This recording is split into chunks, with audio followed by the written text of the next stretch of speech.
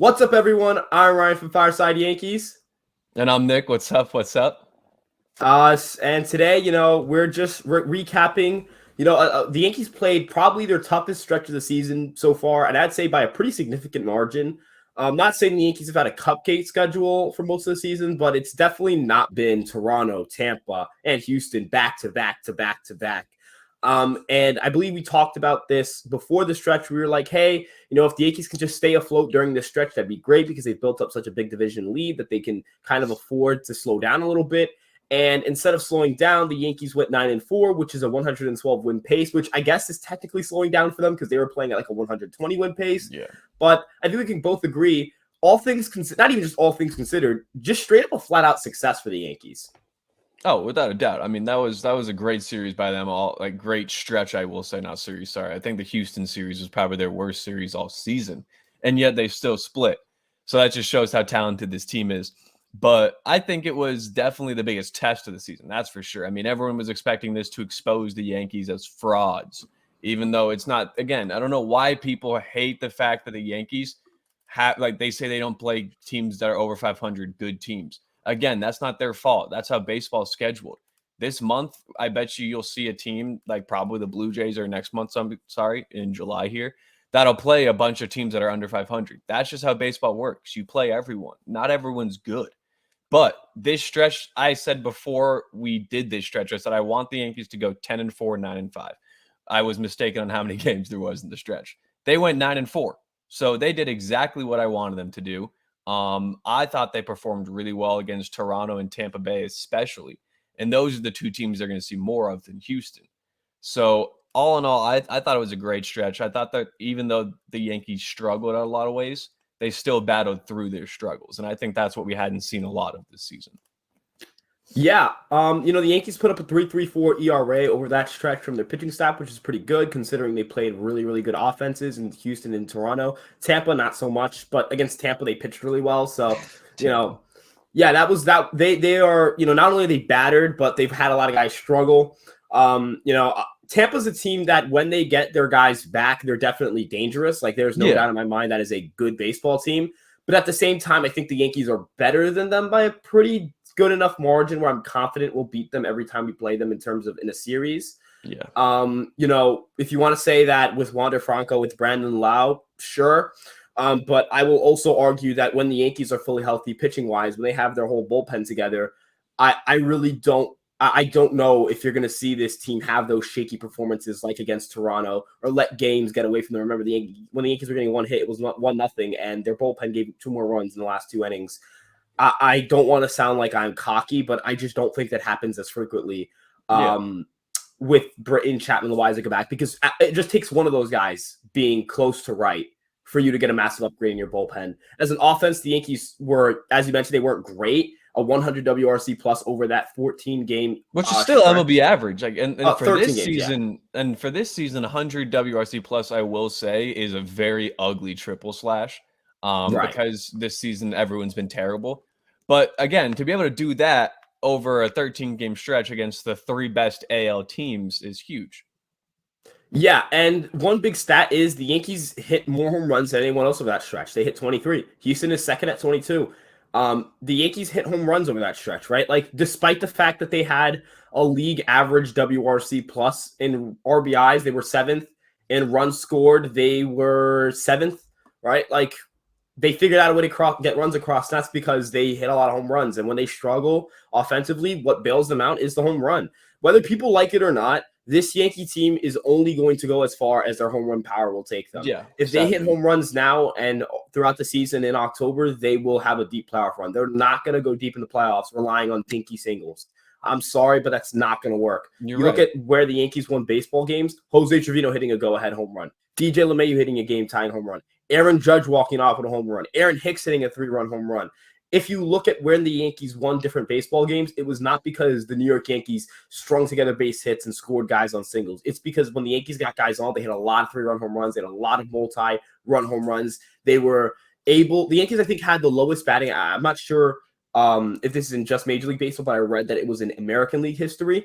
The Yankees' 123 batting average was the lowest batting average for an American League team to not lose a series ever since I believe the stat was recorded the first time Major League history, something crazy like that, where the Yankees did not hit at all against Houston. No. But they hit home runs, and they hit home runs with guys on, and therefore they didn't lose that series. They split. So I'm not saying that, oh, well, the Yankees slumped offensively, so when they play Houston again and they're right, they'll crush them. That's not at all what I'm going to say. I think Houston's a very good team. Yeah. However, I will say that if both teams are at full strength, when you look at both their rosters, I think you take the Yankees right now. I think the Yankees prove they are the best team in the American League in this stretch. They didn't falter. They bent sometimes, but they didn't break. They showed weakness, but they didn't let that weakness get exposed by other teams. They just simply exposed the other team's weakness. Look at Tampa Bay. How many relievers did they use in that game, that third game that they blew, and had to use Ralph Garza? That's a guy they do not want in big-time situations. And he had to try to pitch to Jose Trevino, and he clubs an absolute moonshot to run home run.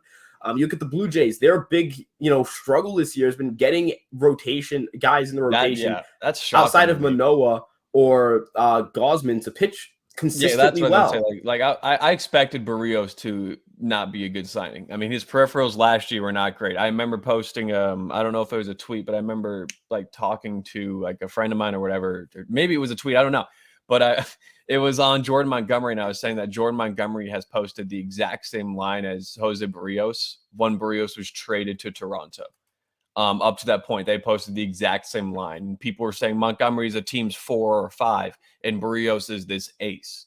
So I think Toronto's learning from their mistakes and realizing, hey, maybe Kikuchi and Barrios were not the moves.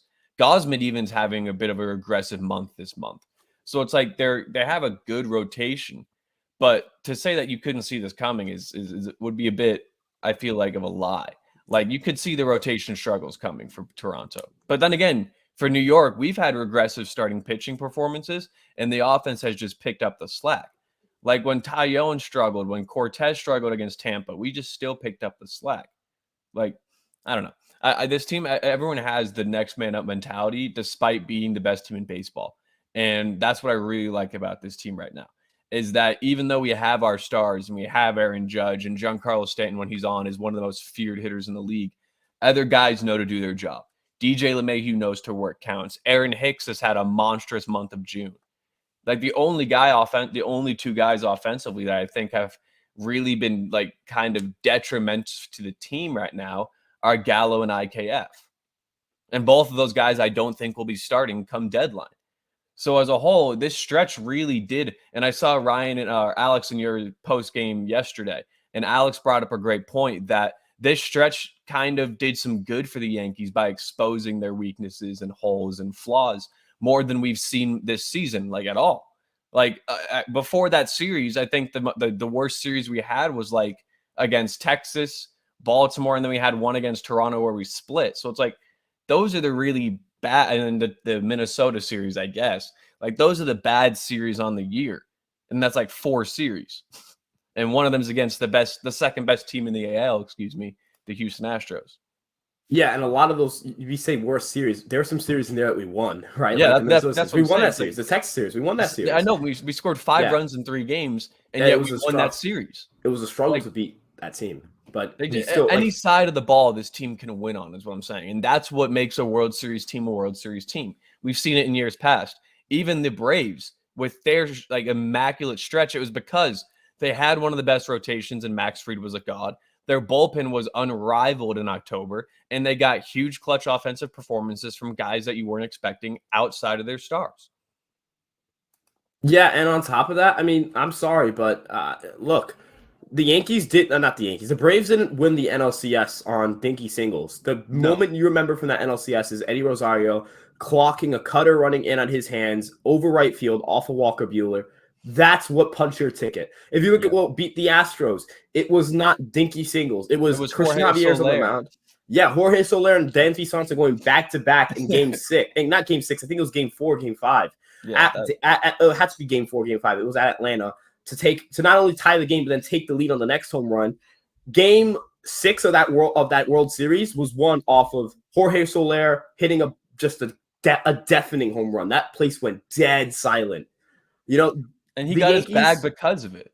That's the other thing that people don't realize is that bad players can have great moments And good players can have bad moments. I don't know why people get so frustrated and stuff. Like Judge was slumping before he hit the walk off, or like had that yesterday's game. Judge was like slumping this series. If we're being honest, he had that walk off against Houston in Game 1, which was great. But like everyone was slumping in Houston. And my uncle sent me a text. It's very funny. He sent me a text saying maybe Cashman knew not to extend Judge. I mean, come on. He only leads the league in home runs now. He's struggling a little bit. And then he hits the walk-off home run, and all my uncle sends is, I apologize. So the thing is that like players slump, players go through hot streaks. However, it depends. The thing that matters most is when your best players go on hot streaks during October. That's all you can ask for. Is if Aaron Judge is hitting the ball well and Giancarlo Stanton's hitting the ball well and DJ LeMahieu and Anthony Rizzo are hitting the ball well come October, because that means that they're doing their job and they're doing what you want them to do and leading this team. The other guys will follow. You'll have a Jorge Soler type player. You'll have an Eddie Rosario type player to pick up the slack. It's only natural. I just don't know who that's going to be yet. Like the Yankees have other moves to be made. I guarantee you acquire another bullpen arm. You said it best. The Yankees always get a bullpen arm. Like it seems like it's kind of written in their fabric of the team to get a bullpen arm at the deadline if you're contending. Like it's just natural. They're being linked to all these starting pitchers now, like Montas and Luis Castillo. Either one I would not mind, especially seeing that the Reds are only wanting Will Warren, who in my opinion is not an untouchable prospect by any means. So if that's what the Reds are asking for, which in my opinion is a lot lower of an asking price than they should be, that's fine. Like go out and get Luis Castillo. But they need to get a middle infielder and they need to get a corner outfielder to help contribute to this team, because IKF is not doing it. And Glaber's injury now may expose the Yankees even more so, because if he's out for even 10 days on the 10-day IL, that's going to be what, 7 games, 8 games without our starting second baseman who's putting up better numbers than George Springer.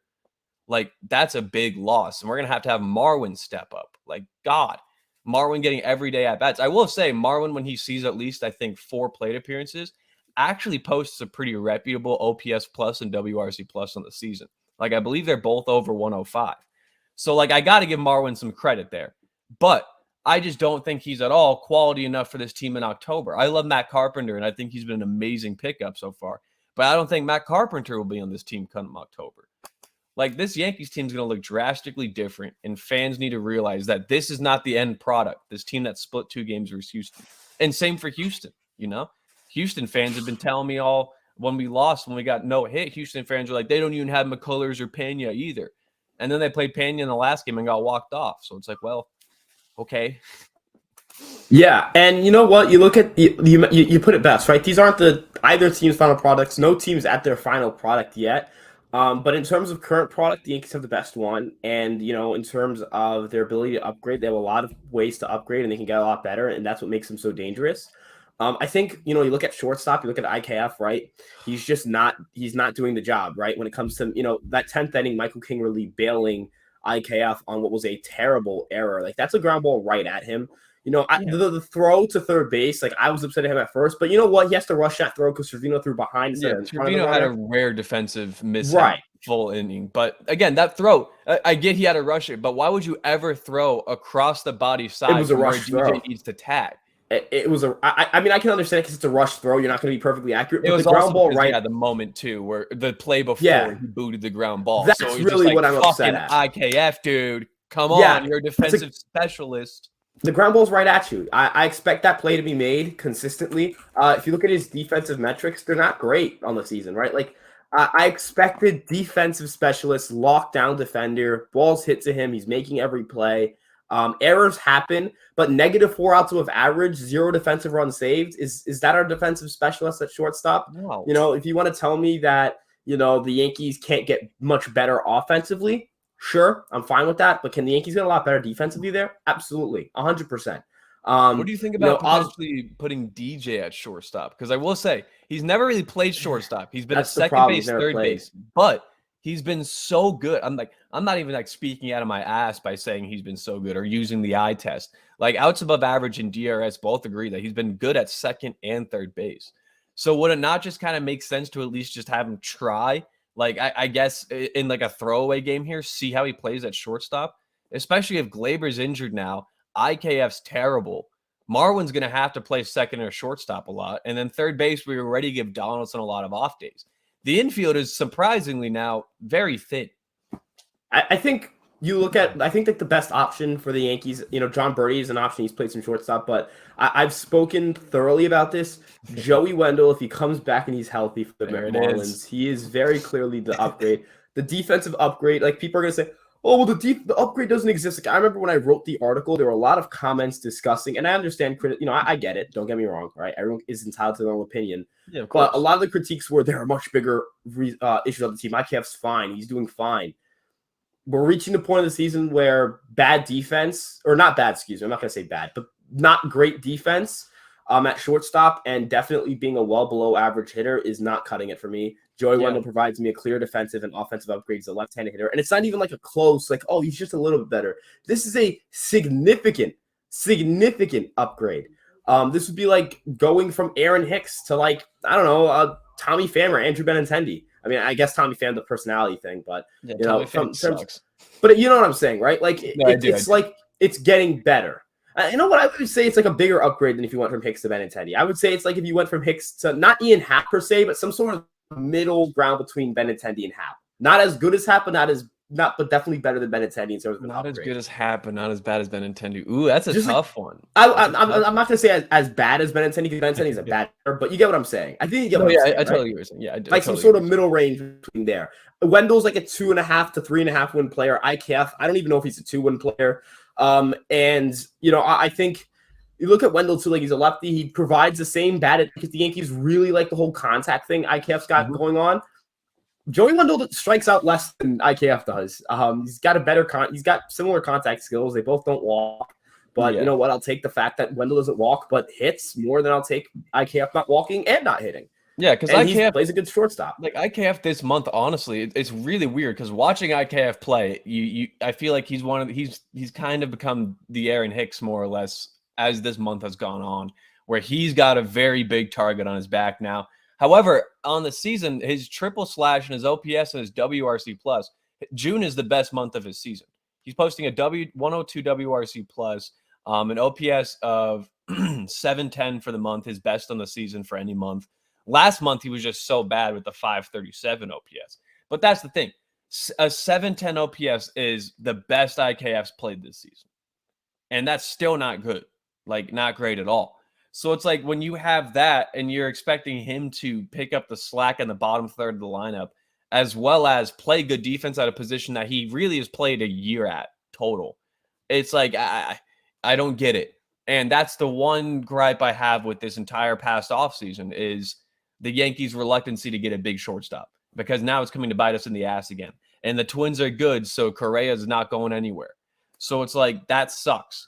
And we missed the mark on that. And I like the fact that we got Donaldson and IKF for Urshela and Gary, because you look at the numbers, our guys are still doing better than theirs.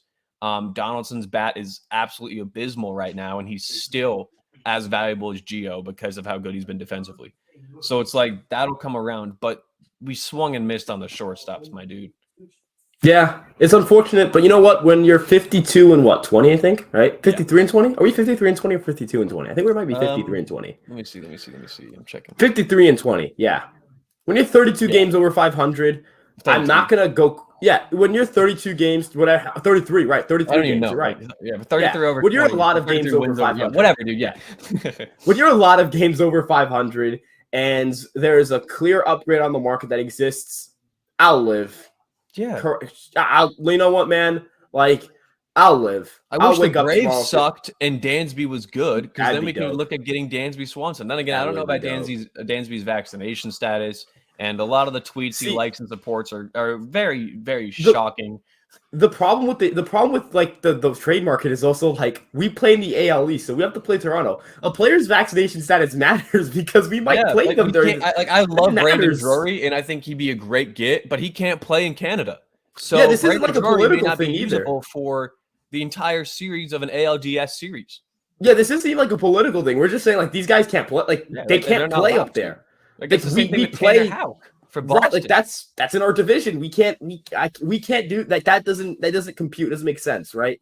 And especially like the Yankees aren't going to do it, and I don't think it would make much sense to do it. Just go get someone who can play in Toronto as well, because that exists. That And that's exists in the huge for market. us. Like it's a big reason why we look at the players we do. And every Yankee is vaccinated. Like that was the biggest problem. Or they got, and then like in New York, they had to get this shit dropped because of how big of an issue it could have become. Like everyone was worried about Aaron Judge not being vaccinated because he didn't answer their question on whether or not he was. Like even though I think they all are. Yeah, so it's like so.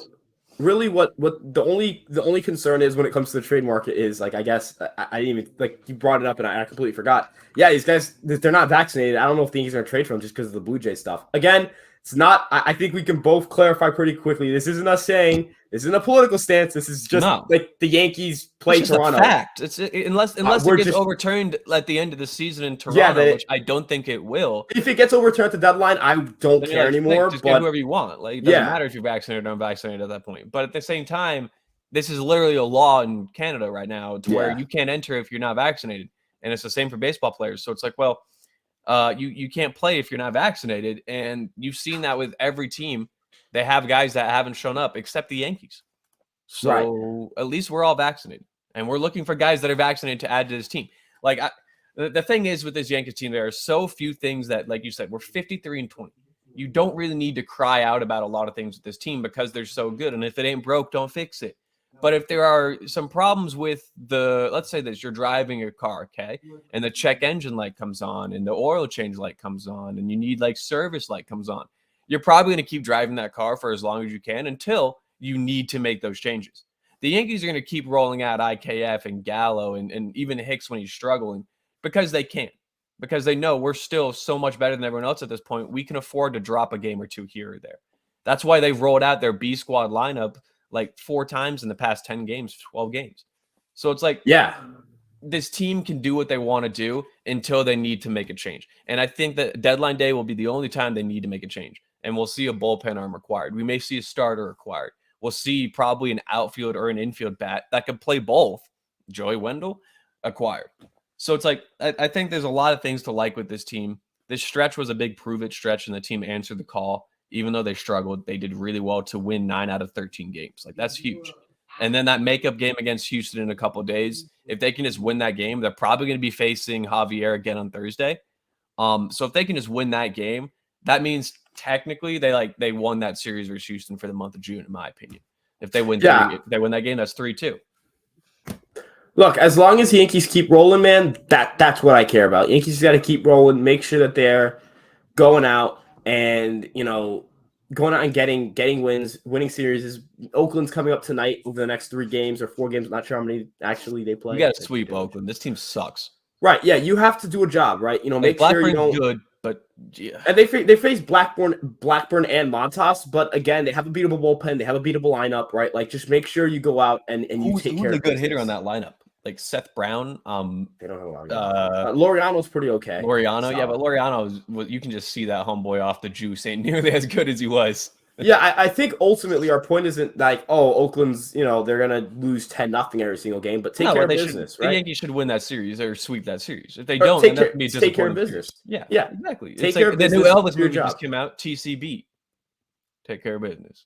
Yeah, take care of business and keep rolling, and they'll be just fine over these next couple of weeks when they play. They play Houston, I believe, again. I believe they have a series against Boston before the deadline. Or not the deadline, for the All-Star break. I was about to say, I think they've got one versus Boston next month. Yeah, so I'm going to check this. I'm going to pull up the Yankee schedule right now just to have their schedule up. And so they the Boston series. We have 2 series against Boston, and then the Reds in between it, and then we have the All-Star break. Yeah, so we play Athletics, 1 game against the Astros, which is kind of weird. We travel there. Then we go to Cleveland. Right, then we go to Cleveland to start July.